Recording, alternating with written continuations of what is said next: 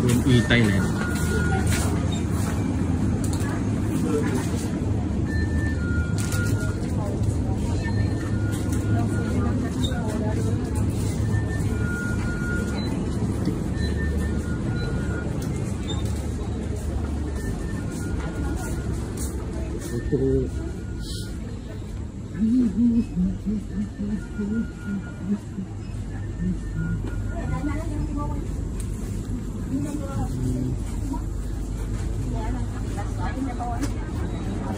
你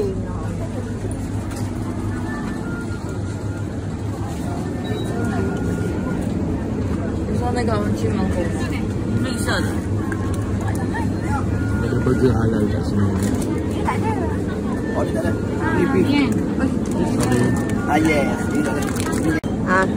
Meh. Mana yang sedap sikit? Ni halal. Sama je ni, sama jenis. Ni ada halal tak? Oh, tu ada logo halal. Dia ada cop dia secak halal. Halal. Halal. Mesti halal gambar lagu dulu. Ni? Ni apa benda ni? Ni? Mana pun tak ada halal ni ya? Halal dekat depan. Oh, tak ada. Sini halal. Besar sikit. Oh, ni besar sikit mana? Kecil kan? Senang. Saya ni sedap tu. Ya? Saya ni sedap. Oh, dah cuba. Sedap kita ambil. Ambil ada lagi. Ambil. Cuba lah. Cuba. Ada benda sedap kita cuba. Nak panaskan, boleh panaskan. Pandaskan terus.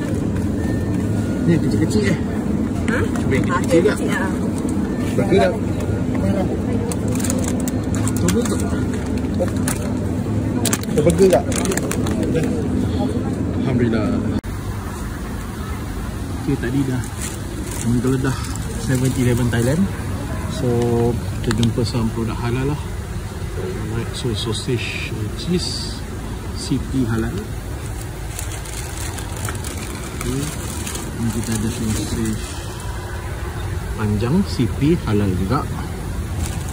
Ini yang the famous ni lah. Apa nama? The famous burger halal dekat ni, brand CP juga.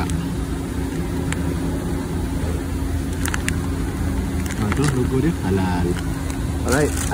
Jadi saya beli jeruk mangga sikit lah untuk hilangkan pening-pening tu.